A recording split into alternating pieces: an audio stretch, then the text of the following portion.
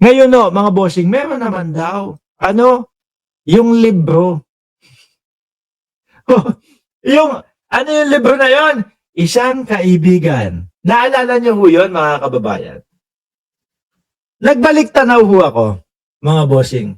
No? At nakita ko po, yung sagutang Risa Ontiveros at Vice Presidente Inday Sara Duterte. Ito po ay pagtatanong ni Risa Ontiveros, mga kababayan, mga boss Chipamo sir, kung ano ang nilalaman nung libro na, kumbaga, si Sara ba ang author nito? Siya nandun yung pangalan niya daw eh. Kung ano ang nilalaman nung Isang Kaibigan. Pero, uunahan ko na kayo. Bawal tumawa dito. Okay? Bawal tumawa dito, mga kababayan. Bakit po? Panoorin niyo na lang. No, sige, hindi ko na kayo bibitinin. Appreciate this kind of attitude, Madam Chair. Simpleng tanong, dapat simpleng sagot. Kwento pa ng kwento na sinabi dati. Budget hearing po ito. Hindi po lahat Ito po ay patungkol doon sa budget hearing at mukhang sa pondo na libro ni Dura, sabi ni Joel Q ng Ceresa Port. about you. Pera po ito ng taong bayan. I don't appreciate this kind of attitude. Ang tanong ko po ay ilang mga Isa na game, ilang mga libro? libro ng isang kaibigan ay bibilihin at i-distribute at ano, if the VP could tell us more about the contents ng librong ito. Kaya kung ano nila, syempre sila magpo-produce. No? At gusto mong mapasa, gusto mong magkaroon ng budget para doon, mga kababayan. Syempre, ikaw naman na maglo-launch ng programa na iyon, kailangan ikukwento mo, ipaglalaban mo, eto po yan, ganito po ang may tutulong sa mga estudyante ng Pilipinas yan. Okay po, ganito. Alam nyo ho yun, mga kababayan? Pakinggan nyo. Yung isasagot ng Vice Presidente, Madam Chair, the book is not for sale. Andali, bibili nyo nga eh. No? We only pay for the publication of the book. And we will Sa madaling salita ni Senadora Risa Ontiveros, ilan yung ipapagawa yung libro para sa mga kababayan natin at ano ang laman nitong libro na ito? send Senator Ontiveros a copy so that she will know what is the content of the book. Sandali, bakit yun? Sisendan ng kopya si Risa Ontiveros para malaman kung ano ang kopya o ang laman ng book na iyon. Sandali, madam. Kaya tingin ko eto, Madam BP, no? Tingin ko kaya inaalam diyan, lalo na diyan sa hearing na yan, mga boss, para marinig din ho ng taong bayan, no? Kung ano yung nilalaman at kung bakit gagastos at kung bakit maglalabas ng pera para doon sa libro na yun. Pero, sagot ng Vice Presidente, papadalan namin ng kopya si Risa Ontiveros para alam niya. Paano yung taong bayan po, madam? No? Gustong marinig kung ano yung nilalaman at bakit gagastos nang galing sa bulsa ng mamamayang Pilipino doon sa libro na yun. This question is not only for me, Madam Chair, para rin para sa mga kasama dito sa budget hearing. Para sa mamamayang Pilipino, malaman nila, oo, okay yan. No, naglabas ng pondo ng pera ng bayan para doon sa mga kabataan kasi maganda at may matututunan doon sa libro na proyekto ng Vice Presidente. Baka ilang araw pa bago mapadala at mabasa ko, which I certainly will. But I am asking a question bilang isang mambabatas sa head of agency ng isang opisina sa executive dito sa budget hearing na to. Simpleng tanong, tell us more about the book, Isang Kaibigan, at ilang kopya nito ang bibilihin ng gobyerno sa halagang 10 milyong piso at i-distribute sa Ulitin ko para mas malinaw ho. No? Ilang libro ang ipapagawa, no? Sa halagang 10 milyon at ano ang nilalaman ng librong ito. Diba? Sabi ko nga ho sa inyo kung ikaw yung may proyekto niyan No, syempre kapag ikaw yung may proyekto niyan, ikaw ang hahagilap. O ano ba yung kwento ganito? Ano ba ang mapupulot na aral? Ikaw din ang magpepresenta niyan para mapa-approve mo para doon sa budget na hinihingi. Ano kaya, sa pangalawang pagkakataon, ano kaya ang isasagot ng Vice Presidente? Kasama ng mga bags sa 1 million learners sa remote communities, Madam Chair. Madam Chair, this is an example of politicizing the budget hearing through the Sandali! Wait! Yung tanong, ilang perasong libro ang ipapagawa ng gobyerno para doon sa libro na yon na 10 milyon?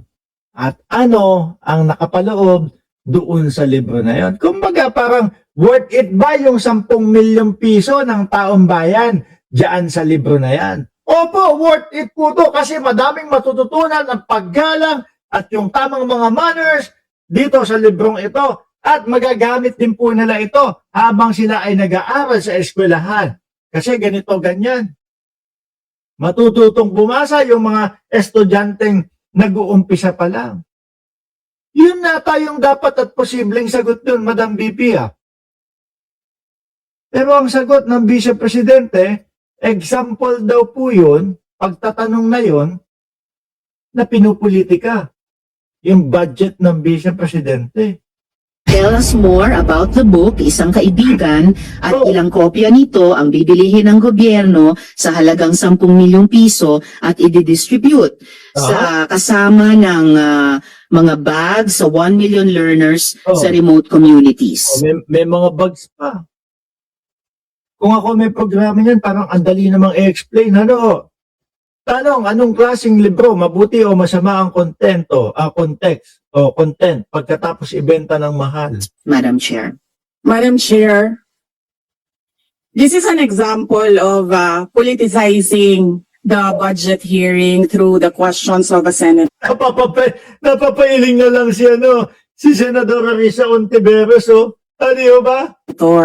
Ang problema niya kasi, nakalagay yung pangalan ko doon sa libro. At yung libro na yan, ibibigay namin doon sa mga bata. At yung mga bata na yan, may mga magulang na boboto. At yung pangalan ko ay nagkalat. Puta ina. Usapang budget na punta sa eleksyon. Di ba, Tina B? Nakita ko yung pangalan mo dyan. At Sunny Reyes. Usapan kong budget. Bakit bibigyan at bakit dapat na gumastos ng 10 milyon sa pera ng taong bayan diyan sa libro na yan? Kasi po nakita ni Senadora Risa Ontiveros yung pangalan ko diyan at yung pangalan ko yung libro na yan ipapamigay po doon sa mga kabataan, tapos may magulang po sila, makikita yung pangalan ko, tapos biglang naging eleksyon. Sige nga, Madam VP, tuloy mo pa po. Doon sa kung saan man ibibigay yung libro. Madam Chair, we commit to send tomorrow everyone in this room a copy of the book. Ba't ganun? Parang hindi alam ng Vice Presidente kung ano ang laman ng libro na yon. No? Kung ano yung idudulot sa kabataan ng libro na yon. Parang hindi alam. Kasi kung alam niya yan, ganito po yan, ganyan, ang mabilis. Agaran ang pagsagot niya. Di ho ba? Ngayon parang, sige, papakadalang kita ng kopya bukas. Inulit yung tanong, hindi ho para sa akin lang ito, para sa mga kasama namin to. Sige, papadalang ko kayo ng kopya. Humihingi kayo ng budget para dyan.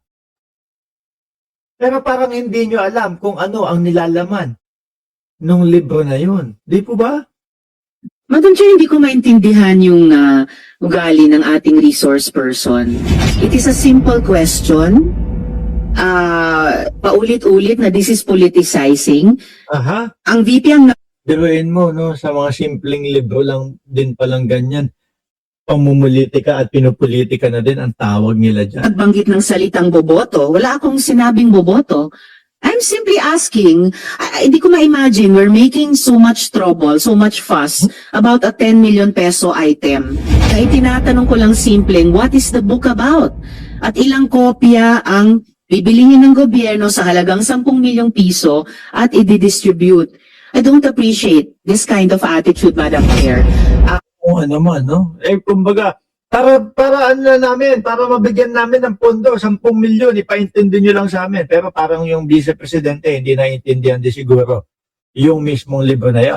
Usually, ang resource persons natin ay nagbibigay ng parehong institutional courtesy sa legislature na ibinibigay natin sa executive. I don't appreciate this kind of attitude. May dagdag pa ang Vice Presidente dyan, ha? Madam Chair. Yes, Madam Chair. Hindi ko rin Baka i-explain niya na dito kung ano yung libro na tinatanong ni Risa Ontiveros. maintindihan ang ugali ni Senator Risa Ontiveros, and I do not appreciate, ano yung sinabi niya? I do not appreciate this kind of behavior and attitude. Madam Chair, noong 2016, tumatakbo si Senator Risa Ontiveros na senator, nakailang talo na siya. So, Dalawa, Madam Chair. okay, dalawa. Sandali! Humihingi kayo ng pondo, budget para sa libro. No? Inaalam lang ano ang idudulot nito, ano ang laman nito, ano ang pwedeng maging tulong nito sa mga kabataan. Ang gandun lang eh. Umabot na doon sa umaabot na po doon sa election na talo daw si Risa Ontiveros. Ang layo ho ah.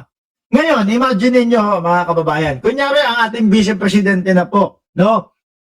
Presidente na siya. Imagine lang wag kayong magagalit sa akin, no?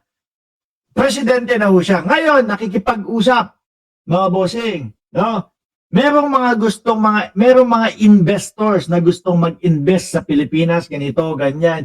Paano kaya ibebenta ng Vice Presidente, no? O ilalako ang dito sa Pilipinas, ganito, no? Yung mga itatayo yung mga negosyo, yayabong dito, lalakas dito kasi ganito, ganyan. Paano kaya ilalako ng Vice Presidente sa mga investors ang Pilipinas, ho, mga kababayan? Ganyan? Yung, ganito. Parang kabado ho ako, mga bossing. Kabado, na tipo bang kapag ka naging Vice Presidente si Sara Duterte, yung ekonomiya natin, mga kababayan, baka biglang mag-crash. Baka madaming mga investor ang umalis, sandali. Parang trip-trip lang ngayon yung presidente ng Pilipinas. No? Ilalabas ko muna yung investment ko dito sa Pilipinas. Babalik na lang ako kapag katapos na. Pero wag ho kayo mag-alala, mga bossing. Wag kayo mag-alala kasi bakit mga kababayan? Mukhang mukhang malabo naman po yun. At kailangan pa po nila na mapagtagumpayan yung kanilang depensa para po dito sa impeachment ng Vice Presidente. Kahit nga simpleng question hindi masagot ni Sara. Paano kung maging presidente siya ng Pilipinas, tanungin siya ng mga foreign dignitary? Ewan ko ho. Yari siguro tayo mga kababayan, no? At ayoko ding isipin, no, ng buong bansa, ng buong mundo na yung mga Pilipino, tingnan nyo, may parang may mga tarak sa ulo yung mga yan. Bakit? Tingnan mo yung binoto nila. Parang may sablay din. O di po ba?